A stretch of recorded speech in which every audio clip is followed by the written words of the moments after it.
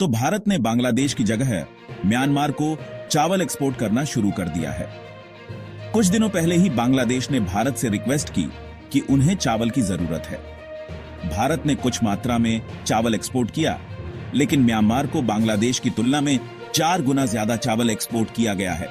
आपके हिसाब से भारत सरकार का यह कदम सही है या फिर नहीं? यस और नो के साथ कमेंट में आंसर जरूर कीजिए। वीडियो को पूरा जरूर देखें, लाइक करें और चैनल को सब्सक्राइब जरूर करें।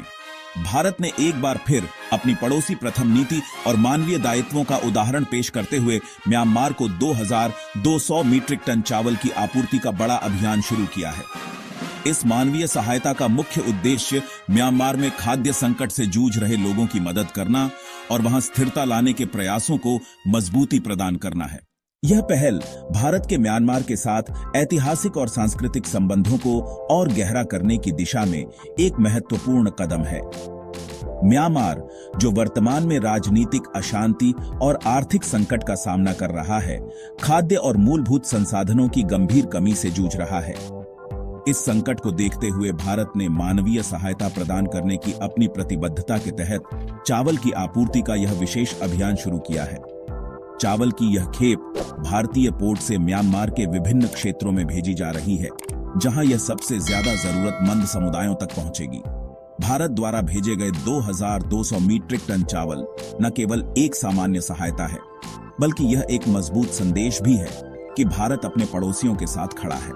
यह चावल उन क्षेत्रों में भेजा जाएगा जहां संघर्ष और आंतरिक विस्थापन के कारण लोगों को भोजन की भारी कमी का सामना करना पड़ रहा है। म्यांमार में लाखों लोगों की आजीविका कृषि और मछली पालन पर निर्भर है, लेकिन हाल के वर्षों में वहां राजनीतिक अस्थिरता और प्राकृतिक आपदाओं के कारण खाद्य उत्पादन बुरी तरह प्रभावित हुआ है। भारत और म्यांमार के बीच संबंध ऐतिहासिक, सांस्कृतिक और रणनीतिक रूप से बेहद महत्वपूर्ण है। दोनों देशों के बीच की सीमा लगभग 1643 किलोमीटर लंबी है, जो उत्तर पूर्व में स्थित है। भारत के 4 राज्यों मिजोरम, मणिपुर, नागालैंड और अरुणाचल प्रदेश को म्यांमार से जोड़ती है। इन सीमाओं ने दोनों देशों के बीच आर्थिक और सांस्कृतिक आदान प्रदान को बढ़ावा दिया है।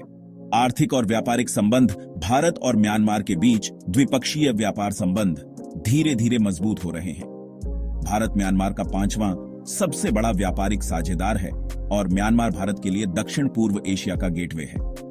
महत्वपूर्ण व्यापारिक आंकड़े 2022 से 23 में भारत और म्यांमार के बीच कुल व्यापार लगभग 2.2 अरब डॉलर का था। भारत से म्यांमार को निर्यात 764 मिलियन डॉलर का हुआ, जिसमें मुख्य रूप से दवाइयां, मशीनरी और प्लास्टिक उत्पाद शामिल थे। म्यांमार से भारत का आयात 1.4 बिलियन डॉलर का रहा, जिसमें तेल, तिलहन, लकड़ी और समुद्री खाद्य पदार्थ प्रमुख हैं। भारत से निर्यात फार्मास्यूटिकल उत्पाद, चावल, गेहूं, जनरेटर और मशीनरी। म्यांमार से आयात प्राकृतिक गैस, लकड़ी, दालें, विशेष रूप से उड़द और मसूर और समुद्री उत्पाद। म्यांमार दक्षिण एशिया में प्राकृतिक गैस का एक बड़ा उत्पादक है। भारत की ओएनजीसी विदेश लिमिटेड और जीएल जैसी कंपनियां म्यांमार के ऊर्जा क्षेत्र में प्रमुख निवेशक हैं। विदेश नीति और रणनीतिक महत्व। भारत और म्यांमार के बीच संबंधों का महत्व सिर्फ व्यापार तक सीमित नहीं है, बल्कि यह रणनीतिक और भू राजनीतिक रूप से भी महत्वपूर्ण है। भारत की एक्ट ईस्ट पॉलिसी में म्यांमार की भूमिका अहम है। यह नीति भारत को दक्षिण पूर्व एशिया के देशों से जोड़ने का काम करती है। भारत और म्यांमार के बीच Kaladan multimodal transit transport project चल रहा है। इसके तहत भारत के कोलकाता पोर्ट को म्यांमार के सिवे पोर्ट से जोड़ा जा रहा है। भारत और म्यांमार के संबंध सिर्फ कूटनीति तक सीमित नहीं है। दोनों देशों के बीच सांस्कृतिक, धार्मिक और ऐतिहासिक जुड़ाव है। म्यांमार के कई हिस्सों में भारतीय मूल के लोग बसे हुए हैं, जो इन संबंधों को और मजबूत करते हैं। इसके अलावा म्यांमार भारत की एक्ट ईस्ट नीति के तहत एक महत्वपूर्ण पड़ोसी है। मानवीय सहायता के जरिए भारत ने यह स्पष्ट किया है कि वह न केवल एक आर्थिक साझेदार है, बल्कि अपने पड़ोसियों की सामाजिक और मानवीय जरूरतों का भी ख्याल रखता है। चावल की खेप को भेजने के लिए भारतीय बंदरगाहों और म्यांमार के परिवहन नेटवर्क का इस्तेमाल किया जा रहा है। इस प्रक्रिया में भारतीय और म्यांमार की एजेंसियां मिलकर काम कर रही हैं।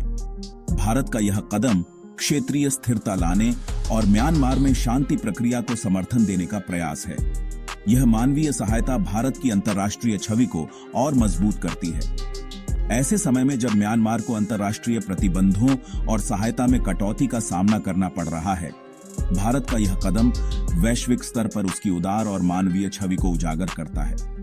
यह न केवल भारत के लिए कूटनीतिक लाभकारी है, बल्कि वैश्विक मानवीय प्रयासों में भारत की भागीदारी को भी दर्शाता है। भारत ने म्यांमार को केवल खाद्य सामग्री ही नहीं, बल्कि दवाइयां, चिकित्सा उपकरण और अन्य आवश्यक वस्तुएं भी प्रदान की हैं। यह भारत की व्यापक मानवीय नीति का हिस्सा है, जो उसे क्षेत्रीय सहयोग का अग्रणी भागीदार बनाती है। भारत का यह कदम यह संकेत देता है कि भविष्य में वह म्यांमार के साथ और भी गहरे सहयोग की योजना बना रहा है। भारत की एक्ट ईस्ट नीति के तहत म्यांमार एक महत्वपूर्ण कड़ी है और ऐसे में यह मानवीय सहायता दोनों देशों के बीच विश्वास और सहयोग को और मजबूत करेगी। म्यांमार के एक जातीय सशस्त्र समूह ने बांग्लादेश की सीमा से लगे एक प्रमुख क्षेत्र पर पूरी तरह से कब्जा कर लिया है। यही नहीं, बांग्लादेश की कोई छोटी मोटी सीमा नहीं, बल्कि 271 किलोमीटर 168 मील लंबी सीमा पर पूर्ण नियंत्रण हुआ है। एपी एजेंसी में छपी एक रिपोर्ट के मुताबिक म्यांमार की सेना से लड़ने वाले सबसे शक्तिशाली जातीय अल्पसंख्यक सशस्त्र समूहों में से एक ने रणनीतिक पश्चिमी शहर मंगड़ो में अंतिम सेना चौकी पर कब्जा करने का दावा किया है, जिससे बांग्लादेश के साथ 70 किलोमीटर 80 मील लंबी सीमा पर पूर्ण नियंत्रण प्राप्त हो गया है। अराकान सेना द्वारा कब्जा करने से समूह का रखाई राज्य के उत्तरी भाग पर नियंत्रण पूरा हो गया है। रोंग खौफ में अराकान सेना द्वारा रखाई राज्य पर कब्जा करने और बांग्लादेश के साथ 271 किलोमीटर लंबी म्यांमार सीमा पर पूर्ण नियंत्रण की खबरों के बीच कॉक्स बाजार में स्थानीय लोग और रोहिंग्या डरे हुए हैं। सुरक्षा चिंताओं के कारण टेकनाफ उपजिला प्रशासन ने कलनाफ नदी पर यातायात पर प्रतिबंध लगा दिया, जो टेकनाफ और म्यांमार क्षेत्र के बीच बहती है। अराकान आर्मी ने किया। अराकान आर्मी ए द्वारा मंगलवार देर रात जारी एक बयान में कहा गया कि समूह ने रविवार से मोंगडो के पूरे क्षेत्र पर पूरी तरह से नियंत्रण कर लिया है, एक ऐसा जिला जहां पिछली जनगणना के अनुसार 1,10,000 से अधिक लोग रहते हैं।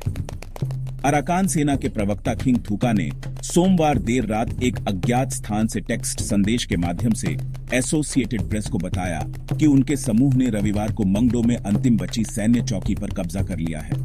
चौकी कमांडर ब्रिगेडियर जनरल थुरिन टून को युद्ध से भागने का प्रयास करते समय पकड़ लिया गया है। अब अगला क्या है? टारगेट मंगडो में स्थिति की स्वतंत्र रूप से पुष्टि नहीं की जा सकी, क्योंकि क्षेत्र में इंटरनेट और मोबाइल फोन सेवाओं तक पहुंच अधिकांशतः कटी हुई है।